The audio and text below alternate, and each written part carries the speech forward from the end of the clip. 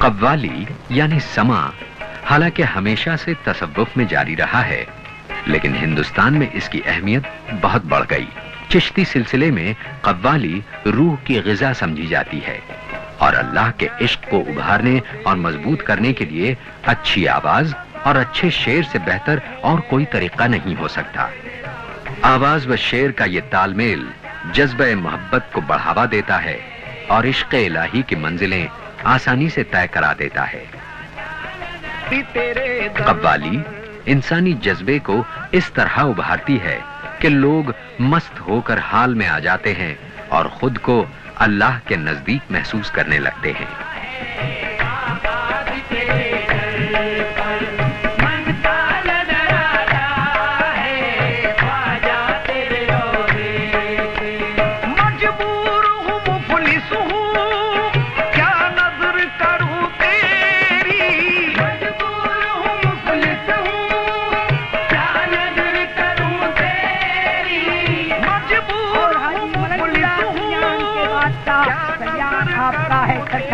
اور بابا مخدوم مایوم کے دھنی۔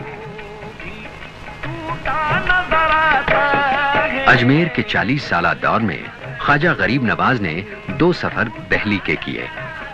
اس دوران سلسلے کا کام ایسی منزل پر آ پہنچا تھا کہ اب آپ کے خلیفہ اس کام کو آگے بڑھا سکتے تھے۔ غریب نواز کی عمر کافی ہو گئی تھی، لیکن اب تک شادی نہیں کی تھی۔ ایک روز خواب میں رسول خدا کو دیکھا کہ فرما رہے ہیں، اے معین الدین، تو نے میری نکاح کی سنت کو اب تک چھوڑ رکھا۔ ادھر اجمیر کے پہلے مسلمان گورنر کے بھائی سید وجیہ الدین مشہدی کی صاحبزادی جوان ہو چکی تھی۔ سید وجیہ الدین کو خواب میں نبی کریم کا اشارہ ہوا کہ وہ اپنی بیٹی کی شادی خواجہ معین الدین چشتی سے کر دیں۔ انہوں نے غریب نواز سے اس اشارے کا ذکر کیا تو غریب نواز نے فرمایا، کیونکہ یہ حکم رسول ہے اس لیے اس کی تعمیل ضروری ہے۔ اس طرح خواجہ غریب نواز کی شادی بی بی عصمت سے ہوئی۔ میرا خواجہ معین الدین زاہد یعنی دونوں جہان کا مالک،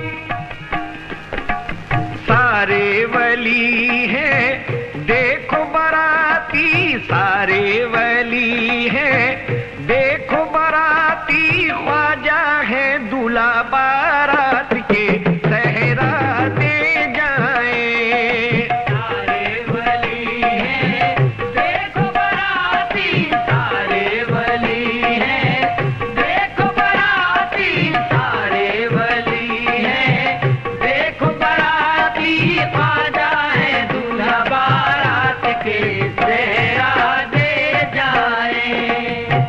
آل نبی ہے لال ولی کے، آل نبی میرے خواجہ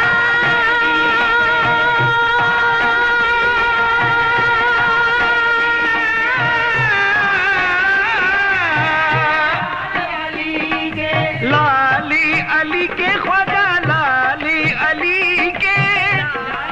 غریب نواز کے 4 اولاد ہوئیں، ایک صاحبزادی بی بی حافظ جمال اور 3 صاحبزادے سید فخر الدین، سید حسام الدین اور سید ضیاء الدین ابو سعید۔ بی بی حافظ جمال اور خواجہ ابو سعید کے مزارات درگاہ شریف میں ہیں۔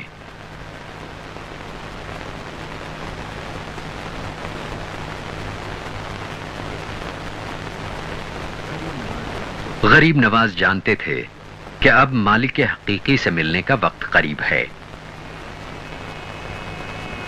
چنانچہ حضور نے حضرت قطب الدین بختیار کاکی کو اپنی خلافت عطا فرمائی۔ اس کے کچھ ہی دن بعد نماز مغرب سے فارغ ہو کر اپنے حجرے میں داخل ہو گئے۔ آدھی رات تک عبادت اور وظائف کی آواز آتی رہی۔ تمام خدام حجرے کے باہر حاضر تھے۔ آدھی رات کے بعد حجرے سے کوئی آواز نہ آئی، اور جب فجر کی نماز کا وقت ہو گیا لیکن غریب نواز باہر نہ آئے تو خدام خواجہ کو فکر ہوئی اور جب حجرے کا دروازہ کھولا گیا تو یہ عارف باللہ محب خدا جان جانے آفرین کے سپرد کر چکا تھا۔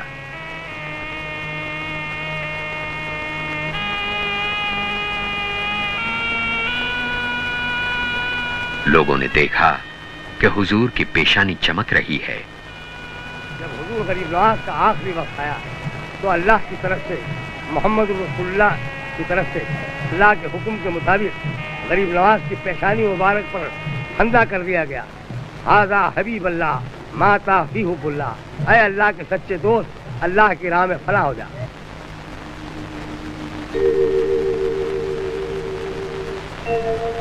اسی کے ساتھ ایک ایسا دور عظیم ختم ہوا جس کی بنیادوں پر نئے انقلابی دور شروع ہونے والے تھے۔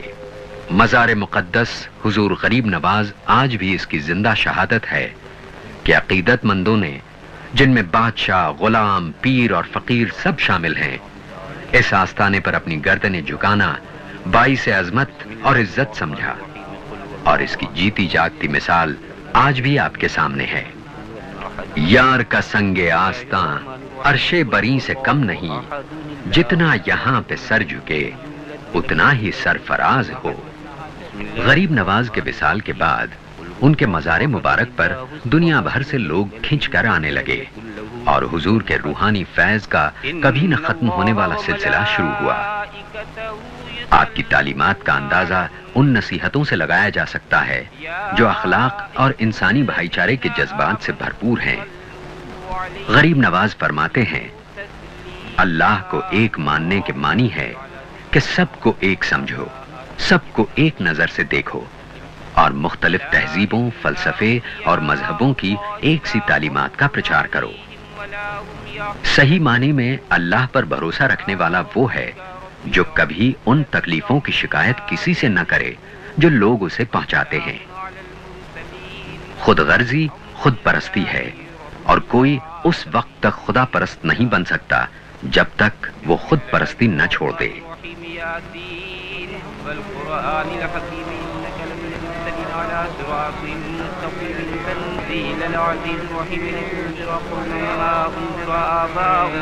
غریب نواز کی انہی تعلیمات اور فیض کا اثر تھا کہ آس پاس کے عوام آستانے پر حاضر ہوتے تھے۔ آہستہ آہستہ سارا ہندوستان اس آستانے کے فیض سے مالا مال ہو گیا۔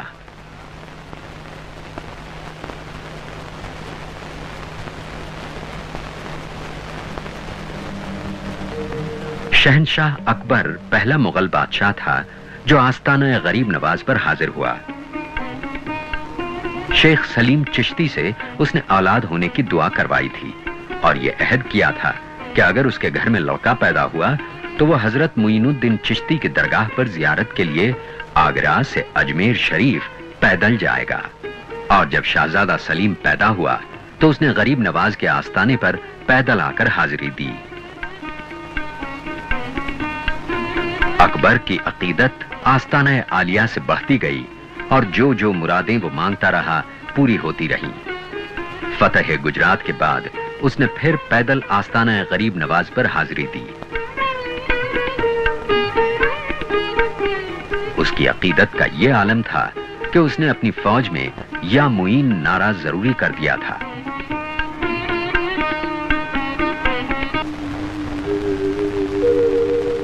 اکبر آستانہ غریب نواز پر کئی بار حاضر ہوا اور اپنی عقیدت کی بنا پر ایک دیگ پیش کی جو بڑی دیگ کہلاتی ہے۔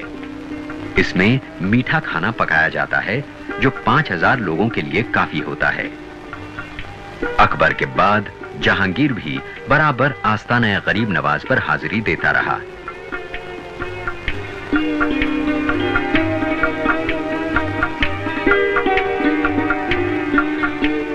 دوسری دیگ جو چھوٹی دیگ کہلاتی ہے جہانگیر نے ہی پیش کی۔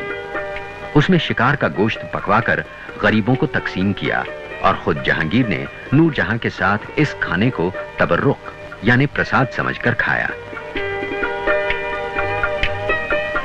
اب ان دیگوں میں میٹھے چاول پکائے جاتے ہیں تاکہ ہر مذہب و ملت کے لوگ اس کو کھا سکیں۔